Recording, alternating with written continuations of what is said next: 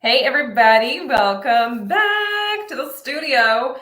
So this is Feelin Lucky, our Thursday 8:30 get together where we interview top agents across the country and they share not just the successes, because most of us already know that, but they're also going to share with us some of their failures, their setbacks, the things that didn't go right, because I'm pretty sure we're all well aware that these people are already successful. If I haven't told you that, then hopefully you know just because we're on here. So today we have the most beautiful Alexis Hughes. So welcome. And before we dive into it, I just want to share a little bit about Alexis. I'm actually going to read it right off of my notes here. But Alexis has been licensed for 4 years and done over 60 million in production as a single agent. Now, some of her challenges, of course, balancing marriage, children, real estate, but she's also a mega agent and icon agent with eXp Realty, which is super exciting. And she now devotes a good bit of her time to mentoring, teaching, coaching other agents to do as she has done and avoid the pitfalls that she's gotten stuck in the past, because I think we've all had that, right? So without further ado, Alexis. Yeah, right? How are you? I'm good. I'm having a good day so far. Busy, but doing really well. Excited for this interview. Thank you for having me. Heck yeah. So tell us, obviously I had some notes, but please share with the class, everybody that's watching, some of the other accolades that you have had over these last 4 years, because I know it's way longer than that list. Yeah, I'm not good at bragging about myself. So I was 2019 Humanitarian of the Year for eXp. I do a lot of volunteer work and charity work. That's very important to me. Top Agent Magazine for Charlotte, North Carolina. Top 100 agents in North Carolina on social media. I've iconed every single year I've been with eXp. Coming up on my 5th anniversary this month, actually. That's awesome. 4 years with eXp and iconed every single 4 years. I'm not good at this. I'm not good at my own work. Put me in a listing appointment. I can do it all day long, but like off the top of my head, I am terrible. No, I totally get you. Most good leaders are not great at bragging on themselves. It's something that we have to work up to, right? We're like, yo, I know I do it, but I really don't want anybody to hear about it. Yep. So let's dive back. So I want to take, for everybody that's watching, I know we've got a lot of newer agents that are watching. A lot of agents that are feeling the strain of the market right now, right? Like the market is a little bit bananas, kind of the Wild West. And with everybody I've been coaching and talking to, they're super concerned. So obviously a different market when you started, but tell us a little bit about that first year that you were in real estate. What was that like? What were some of those challenges that you faced, both personal and in business? Like, just tell us what that was like. So I remember getting into real estate. Got my license. I was a stay-at-home mom of 3 little ones. We had a 1-year-old, a 3-year-old, and a 5-year-old at the time. And my husband was a 911 dispatcher. So he worked 12-hour night shifts. So he wasn't home at night, and during the day he was sleeping. I think his salary without overtime was $42,000 for a family of 5. Wow. Before taxes, before healthcare, before anything. So a lot of overtime was being picked up. And got my license. I was so excited. I was like, oh, this is going to be great. I'm going to sell like 3 or 4 houses a year. We're going to be able to actually take a vacation, and I'll get to take my kids to McDonald's for a Happy Meal and not feel guilty about it. Mm-hmm. That was my goal, right? Happy Meals from McDonald's. That was my goal. Happy kids, happy mom. And so I joined with a small boutique firm. Had great splits, really low desk fees, which was important to me. It was about an hour away from my house though. And I remember that first month, I was just like, wow, I had put $1 million under contract my first month. And I'm like, that's almost my husband's entire salary for the year. And it was just incredible to me. And so consistently throughout that first year, I did the work. You know, I was kind of flying by the seat of my pants. I didn't have very good training at the boutique firm I was at because it was all in person and with 3 children and very limited income. It's very hard to leave them and go to training and not be in the office all the time. I mean, it was really difficult. My office, my first 2 years was my dining room table. I actually ended that first year and I actually was nominated for Rookie of the Year for our MLS. And I think that was the point where I was like, wow, started out as something I thought in 5 years would take off has really taken off a lot more than I thought it would. It came with a lot of struggles still, and I'm sure we're going to talk about those here. But you just have to push through. I'm not one to see a problem or a struggle and be defeated by it. Like, bitch, moan, cry, 5 minutes, get over it. Everybody's had that moment, right? Like anybody that's watching this, have you ever had that moment where you're just like 5 minutes to get pissed off or 5 minutes to cry, and then go cry in my car, and then I'm gonna be fine. And so, that after that first year, I really was empowered that first year, and that second year, that empowerment brought other issues in the second year. But, that was my first year in real estate, and I was very fortunate. I was in the Charlotte market, very, very lucky. That was 2017. So it wasn't as crazy as it is now, but it was still a really good market. In fact, if I could go back, I would probably go back to 2017, 2018. It was a good year. It was a very good year. Perfect market. So, and I just remember not knowing what I was doing, dumping a bunch of money in places, not even knowing why I was doing it, but just like, oh, I get postcards. Let's go spend $1,000 on postcards. Oh, I'm supposed to go to this networking event at 9:00 at night. Let's go there and meet people. When it ended up being a drunk fest. I mean, so many mistakes that first year that I really kind of looked and learned. And in my second year, made fewer mistakes, but it taught me a lot. Those mistakes in that first year taught me a lot. So I want to dive into that. So I'd like to highlight, like, what were some of those mistakes that you would do differently? Because I think we've all been there. Like, I was there where it was like, oh, I tried to run really lean, but I would be I'm going to go pay for this thing because that's what everybody's doing. Or, I'm going to take that appointment at 10:00 at night because why not? I don't have a life, right? What were some of those mistakes that you were making in the business in your first year? So number one is taking action, but not knowing why I was taking that action, what to expect as far as results go. And so I was doing things and expecting results right away, not realizing, like, for instance, if you're going to farm a neighborhood and send out postcards, that's not a one-time thing. Not an instant. No, that's like a 6 to 12 month thing. So every single month you need to have a budget ready for that for it to actually work for you. It's consistency. I didn't realize that. Another thing is Facebook ads. Oh my gosh. I spent so much boosting my posts instead of doing actual ads. And I could never figure it out. I'm like, these people on Real Estate Mastermind said these work. And I could never figure out why. But this isn't working. This is not working. But the thing about it is I wasn't going in and learning about the strategies I was trying to do first to understand how they would work and how to implement them effectively. Now, I'm going to pause you there because I think that's extremely important, though, because I feel like some people, maybe some that have been watching, I do this sometimes we have so much analysis paralysis that we want to know how, what, when, why, the best way, the most optimal time, to the point where we freeze and take no action at all because we're like, well, I don't know if this is exactly right, so I might as well just sit on the sidelines. Well, and I'm the girl that jumps off the cliff, and on the way down, I'm like, well, should I have worn a life jacket? Is the water deep enough? I knew the other guy survived, but I mean, maybe.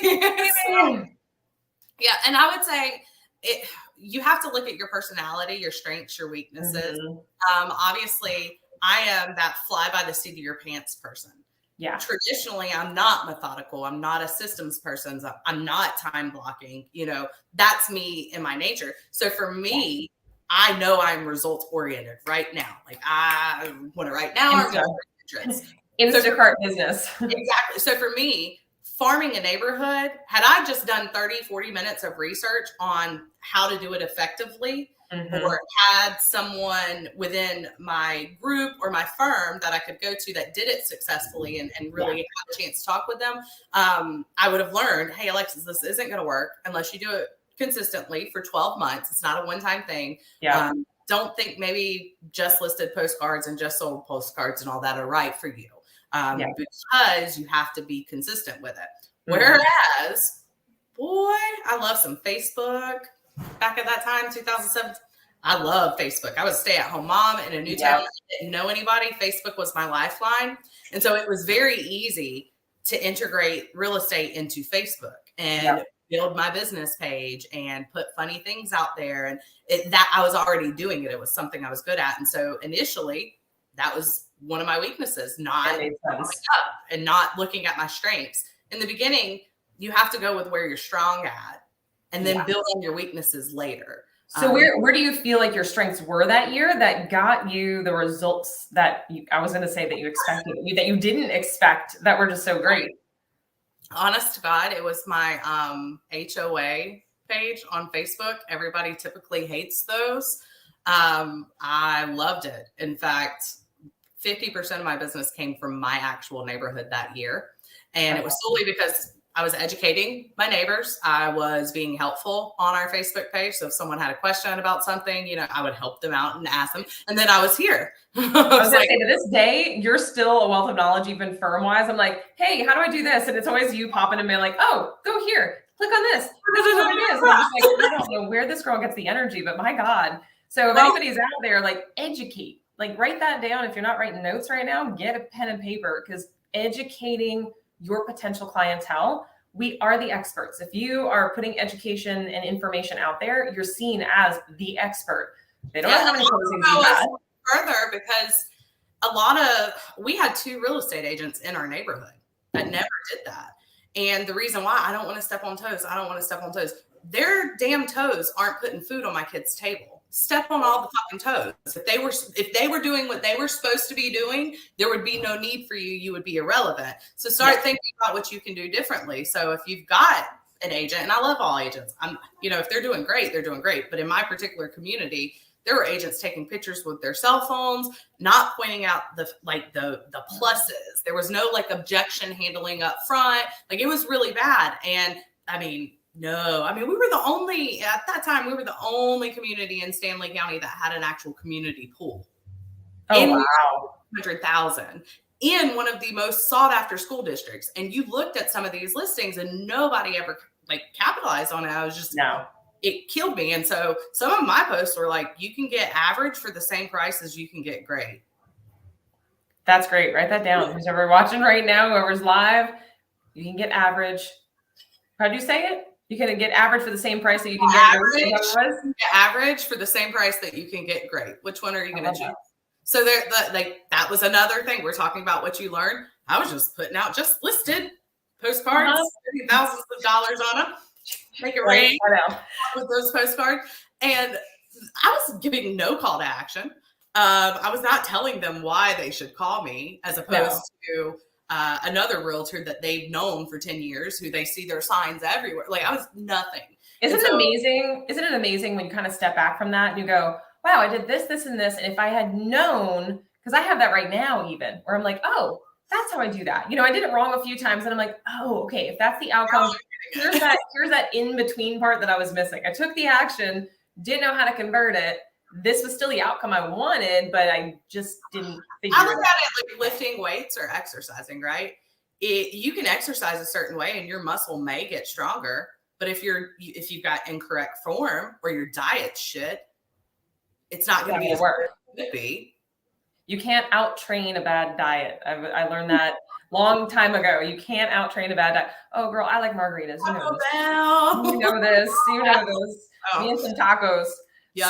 So that first year, obviously, business was really great. We've got a lot of moms, people that are on here that are having, I'm going to call it personal setbacks. And I hear this a lot where it's like, okay, my spouse doesn't support it, or no one believes that I can actually do this thing. I'm just a mom. I have no business background. What was that first year like with your sphere, with your spouse, with, family? How did that shift occur? How was that? Okay, so I'm going to be very real here.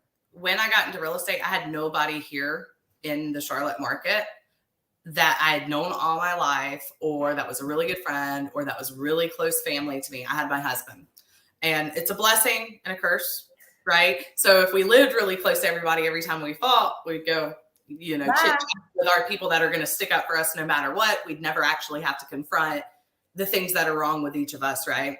Yeah. It works that way with real estate too. So I think the first year, my husband's 11 years older than me. And so for him, he's like, protect her. she doesn't know everything I know about the world. I know it sounds bad, and he's a really amazing man, mind you. Protecting you, yes. And I was the mother of his children. And so that first year, it was a lot of, why are you on the phone all the time now? And man, I just woke up. I want to be able to do yard work and this and that. Now you got me watching the kids. What am I supposed to cook for breakfast? Like a lot of those logistical things nobody ever really thinks about. Shift. Yeah. And so we had those issues, and the way we worked out those issues the first year was not the best way. I'm just going to be honest. You live and you learn, right? So we would go at it. I'm doing this and I'm doing that, and you should be happy and proud. And then why don't you support me? Yeah, he's on the back end, and he's like, well, when are you going to get bored with this and stop doing that? I still have to do, there was a lot of that. And so as we shifted into that second year, I think we both kind of saw that, wow, this does make sense for her to do. This is working. This is working, and I was enjoying it at that time. At that point, I didn't experience burnout yet. I was like, yes. I love that. Yes. Yet. So that second year, it was more about communication, right? So rather than him waking up and me being like, oh, you got to go and do showings, or you got to watch kids, I've got to go do a showing. As he's waking up, right? Give him some time to wake up, make sure he knows who I'm doing showings for, and be respectful of his time too, right? Yeah. He doesn't spend every single day off watching kids. Let me hear a yes if any of you guys that are watching are guilty of this. I definitely do this to my husband. We've only got dogs. We don't have kids yet, but it's like, hey, by the way, I'm not gonna be home till 7. Or hey, by the way, can you run by and grab this because I'm too busy? Or hey, so I feel like a lot of us are guilty. And I see some comments come in. A lot of us are guilty of the, I'm sorry. I definitely just threw that on you. And we don't think about it because we're very much this. Every spouse does that sometimes.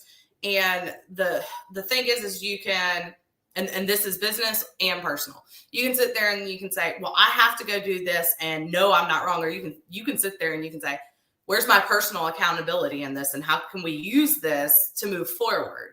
If you get so caught up on I'm right. They're not here. Who gives two shits if your husband supports you right now? You're just starting out. Prove them wrong. Well, and think about this. For some people, I know it's challenging. I've had some friends of mine where they got into real estate. They're great now. But that first year was almost like a marriage tester. Hey, when I first got in, it was, okay, honey, I'm not going to bring in any money for a little while. I don't know for how long. Are we good with this? We didn't have that issue because I wasn't even bringing in money at that point in time. Not willingly, it's not like I didn't want to, but 3 kids, I would go to work and be in the negative just to put them in daycare to be able. That makes no sense. And so I think the big test for us was there's things that your spouse does that you don't understand until you're put in the position to have to understand it. And for me too. So when he would come home and go to bed and need time to decompress and not be all about the kids when he got home, right? Yep. Well, now that I'm in that situation, I completely get it. Yeah. Whereas before I was just this tell me 5 minutes of silence. Exactly. Silence. That's all I want. And so it works both ways when it comes to marriage and real estate. With or without kids, because you just said you do that with your husband too. You have to be respectful of that person's time. I am quite certain and I'm not saying for everybody, but I'm quite certain you didn't come into real estate in a very happy marriage with a great family and a great system in place to blow your entire world up.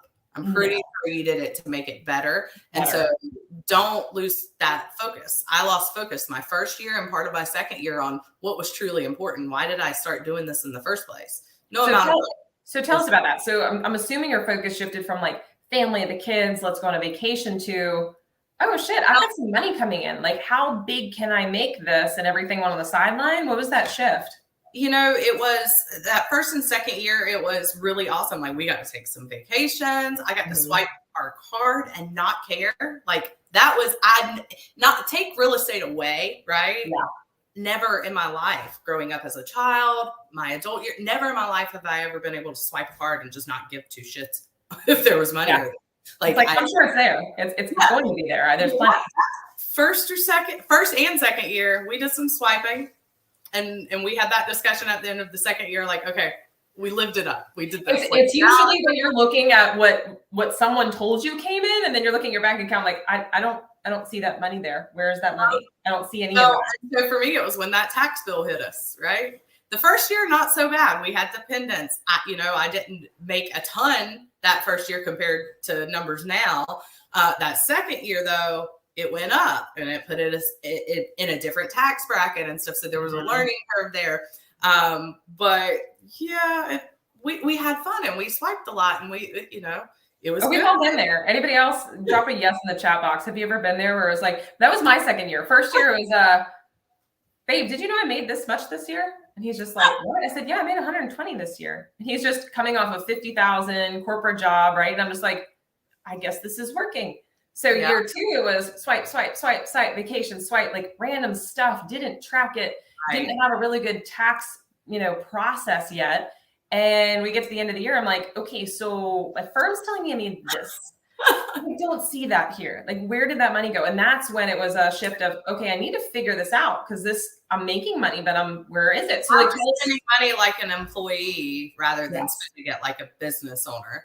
And, I am all for like giving yourself a reward, but the issue was, as a newer agent, I had nobody there telling me this. In fact, I had people there preying on the fact that I was naive. Well, no one told you about an LLC. No one told you about tax strategy. No one told you about writing things off or how to spend or use a Girl, I didn't even know.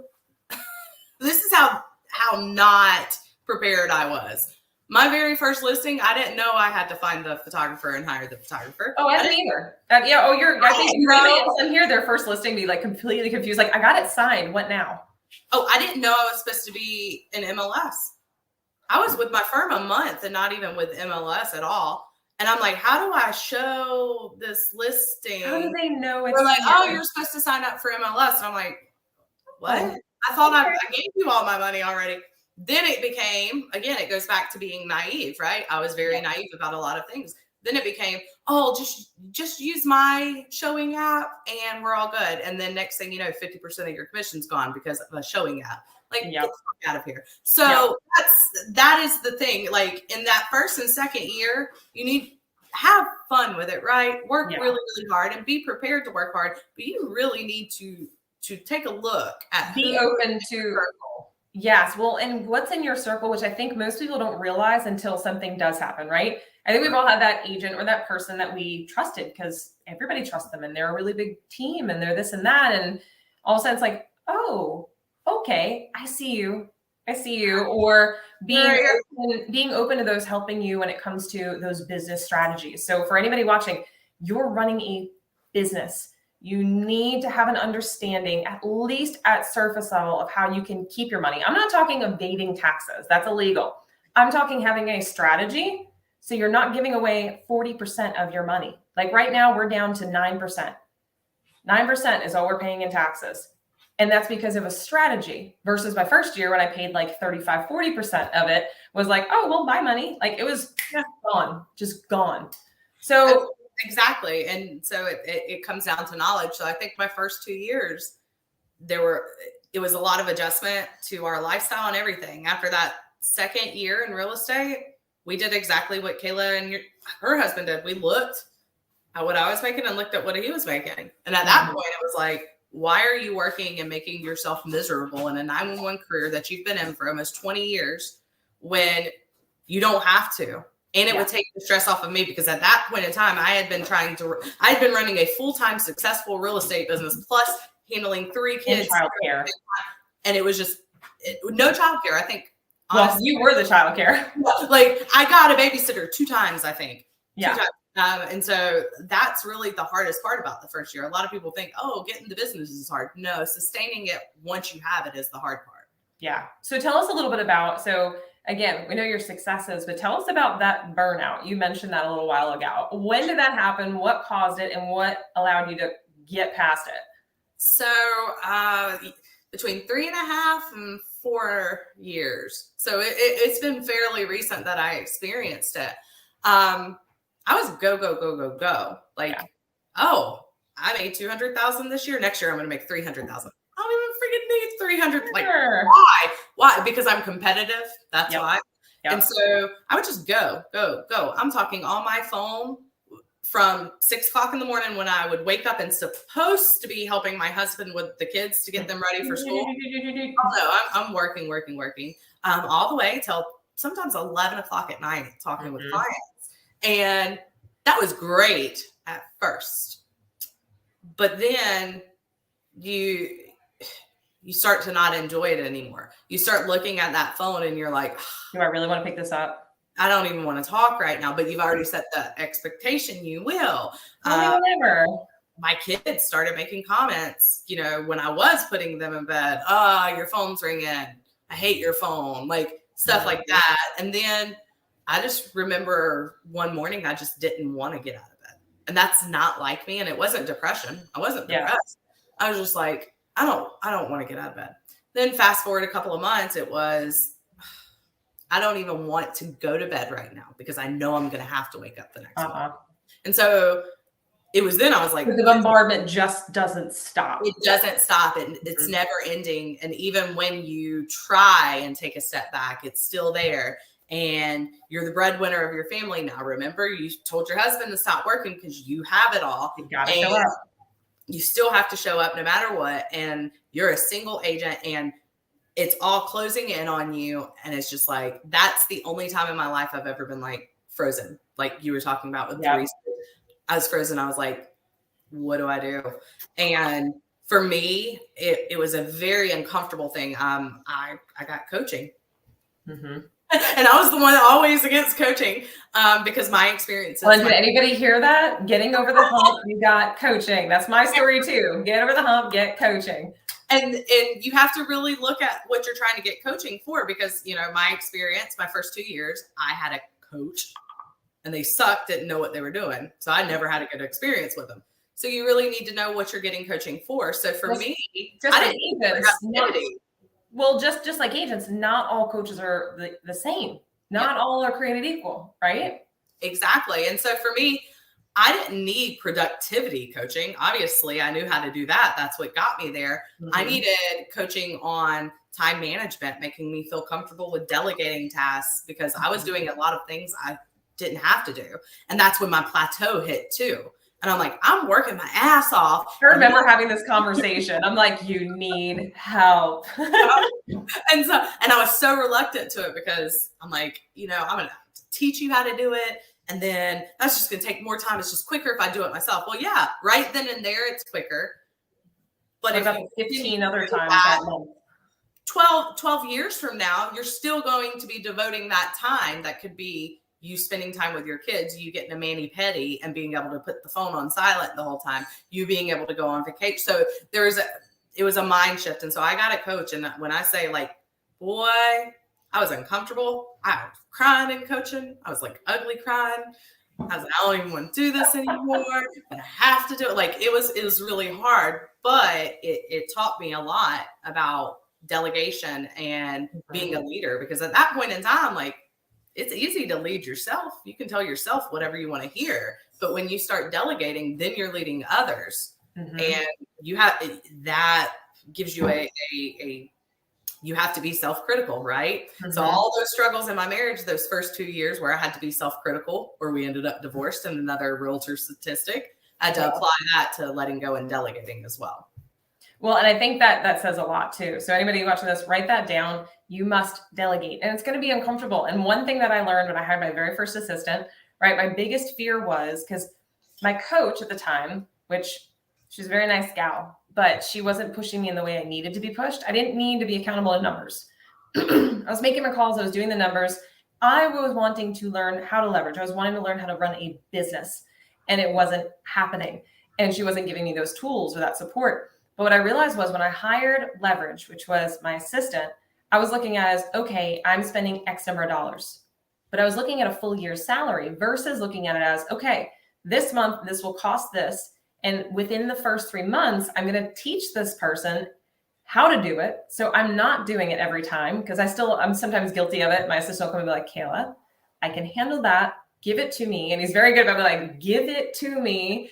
But what I realized was it also made me more accountable Because if I didn't show up, if I didn't close the deals, if I didn't pass that information or that task off, if I didn't get on the phones, if I couldn't have that person. I couldn't support that person. I wasn't showing up. So sometimes we show up for someone else more than we show up for ourselves. And like, even our kids, kids and spouse, it's like, we could figure it out. But when you promise somebody, you're my employee, I will make sure that you have a paycheck. Yeah. Because it's no longer your kids and your spouse, right? Yeah. It's your kids, your spouse, their family, their livelihood, you know. And it does. It brings a much higher level of accountability to the table than any accountability coach in the world is going to give you. Same with like buying a house. We bought a house in May of 2020. My mortgage went, we were paying $900 on a mortgage, and it went up. And I was like, oh shit, we really got to do it now. So we made it. We need to pay the bills. Got it. Okay.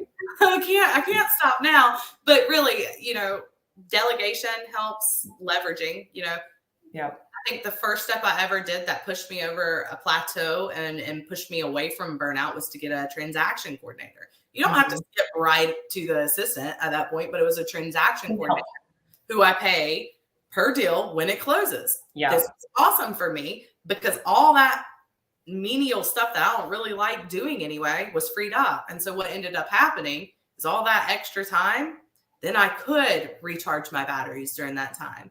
And then once the batteries were recharged, I could go out and get new business. I am much better at getting business than I am at doing paperwork.